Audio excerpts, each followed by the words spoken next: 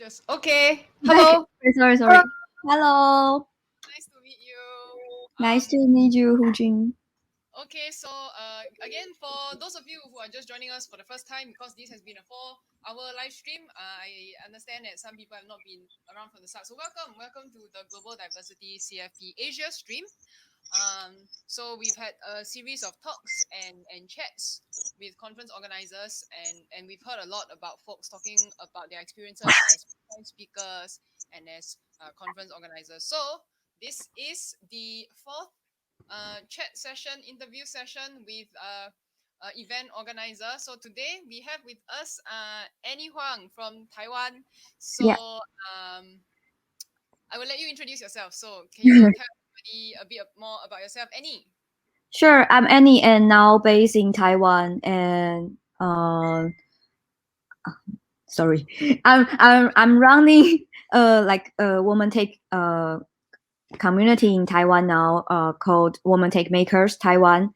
And actually, we are running a lot of diversity and inclusion events in Taiwan and really advocate for those uh, people who really value these things. Yeah, and we always want to uh, join a lot of this kind of program or events to learn more about it. Yeah. Yeah, thank you for sharing with us. So, like I have done so with our three previous friends, again, all of us are from different regions, even though we're all in Asia. So, in Taiwan, Yeah. how is COVID? How is the Oh, situation now? yeah, actually, it's a little bit like Thailand right now. Actually, now people we can like walking on the street and we can go to the restaurant, but we still need to like put our mask on, and we also can running offline events, but it has some limit for the participants. So you I see. cannot like open a events for more than I guess it's 100 people. Yeah. Oh, okay. So Yeah. in-person events have started to come back in Taiwan. Is that right? Yes. Oh wow, okay, that's good to hear. Yeah. Yeah, no, I think it's nice that you share that because then it's something that I guess people from other regions can like look forward to like this. Hopefully, when everyone starts to recover, it'll recover slowly. And I think all of us we have shared like all our different countries are at different stages right now. But I think the overall is like things are slowly starting to get better. So I hope this gives people who are still kind of stuck at home a little bit more hope. Yeah, things Yeah. will turn around 2021. Everybody, let's stay positive and stay safe. Wear your mask, wash your hands, everybody. Okay, so like among everyone who I've already spoken to today, right? You're the only person that I've never met in person before. So I Yeah. also did a bit of research. I stalked you online for a bit. So you are the co-organizer for GDG Taiwan, Yeah. as well as you mentioned, ambassador for Women Tech Makers. So I was wondering if you could share with us a bit more about why you started getting involved in organizing events. Okay. Actually, because after I graduated, actually my uh in college, actually I study in Chinese, but my second job is a software company called Mozilla, and it's a company really like advocate for open source and all the open source community, developer community. So it was that time when I joined that company, I start to because I'm in like developer dev marketing department. So at that time, I'm starting to running a lot of developer community events and starting to connecting with all these developers. So after that, I think I like this environment and also still in this environment to run a lot of different developer community events. And yeah, I think it's a really cool and really valuable experience to connect with all the developers from different like industry, different departments. And it was a really valuable thing for me. Yeah, because actually after I joined Mozilla, I also have a job as a foreign engineer for almost half year. So yeah, it's really cool for me to have all this experience. Yeah. That's really interesting. Yeah, I think this is one of the things where if you don't get started or if you don't hear people talk about it, you don't really think about like starting to organize events, right? Like I guess it's not for everyone. Yeah. Because I think through the conversations with everybody, we all understand that like organizing events is actually a lot of work. Yeah, so it's great to hear that you decided to take up this challenge. Yeah. So like as a event organizer, right? Again, I also want to ask you the same question I ask everybody. In terms and that's about speaker selection, right? So Sure. it's always interesting to hear different organizers' perspectives on how you all do speaker selection. So I was wondering if you could share a bit more about that. Okay. So actually, it really depends. For most of time, when we are running like more like voluntary developer community events, we won't have so like too much business like thoughts about it. Most of time, we are thinking of like how we can like let all the audience and participants to get like what they need.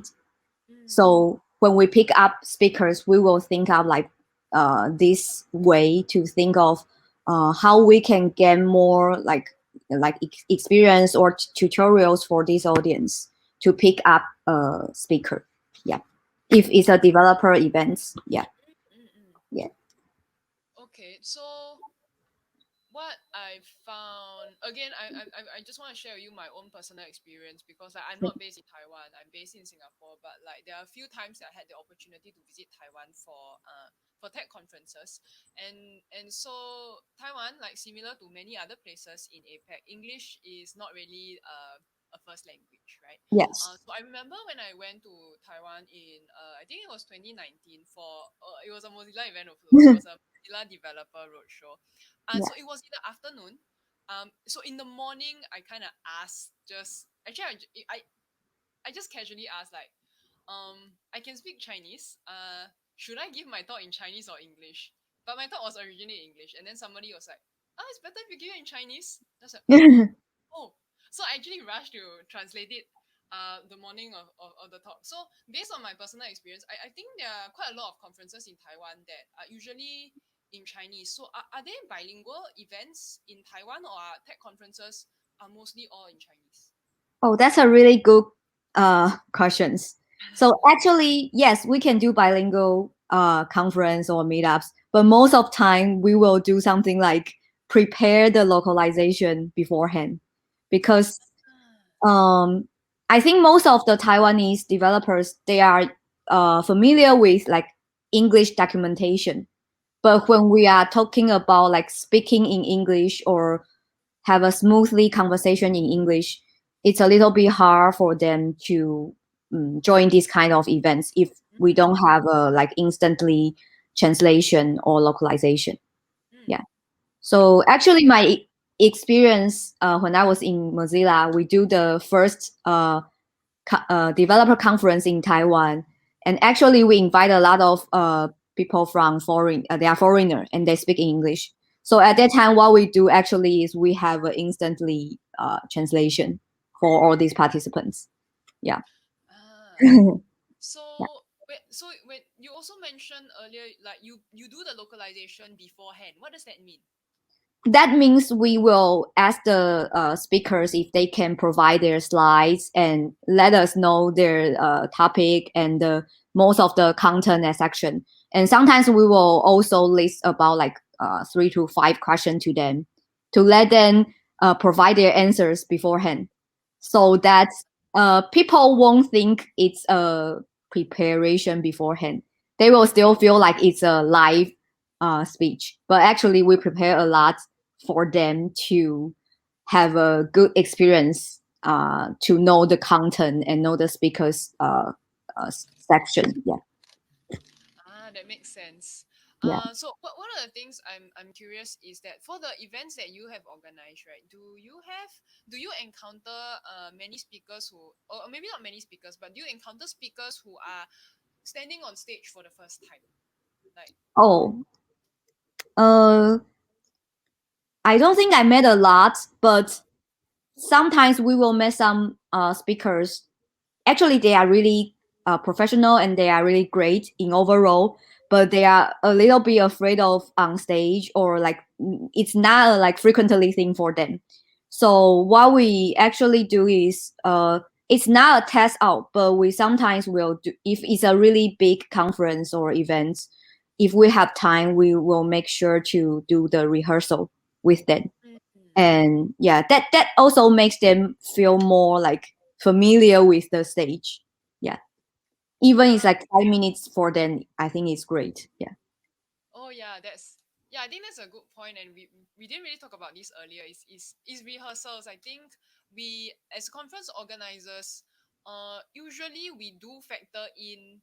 You know, we'll get the speakers in to do tech check, and I think almost every conference that I've gone to, like if you tell the organizer like could you run through your talk with the organizer, most of the time they're like sure, they don't mind. So for those of you who have never participated in a conference before, I think it is in our best interest as organizers to make you feel comfortable, because we also want you to succeed, because like the Yeah. conference succeeds if the speakers themselves are not overly stressed. So I think that's one thing that, like, don't feel too shy to kind of ask for help.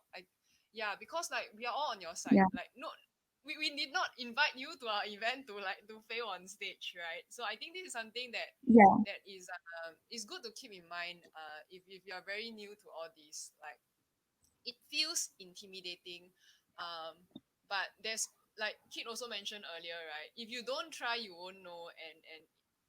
And yeah, Yeah. I think it's just sometimes you have to just like grit your teeth and like just go for it. Yeah. At the end of the day, I think it's a whether no matter what the result is, it's an experience, an interesting life experience. So like, Yeah. don't feel shy. So even though COVID has done what is reasonably controlled in Taiwan, and you all can even do offline events now. Last Yeah. year was very online, right? I was wondering, were Yeah. there any conferences that happened last year, and do you have any thoughts about organizing online events versus like in-person events? Yeah. Okay. Actually, for me, I kind of like already familiar with virtual events. So I think it's actually based on the content itself. It's actually from my side, I don't think it's not a big deal to join offline or join online. It's most of time actually is based on like the content itself. But actually in Taiwan, after I have some conversation with developers, especially the developers, they like to join offline community and open source community events before. They actually like to join, like they still want to recover all these things and get back to the period that we have offline events Mm, frequently. Because for them, actually, like it's not just about sharing the experience or share the tutorials and share your technical skills. It's all about like face to face. People can like just have a like say hi or say a little bit introduction about each other, then they will be like more close to each other. So mm, that's what Taiwanese developers they really like, and they really enjoy. So yeah, so if you ask me after COVID-19, yes, I think a lot of events they tend to like become virtual and online. But developers part, they are still especially in my friends mm, mm. community friends, they still like tend to have more offline events.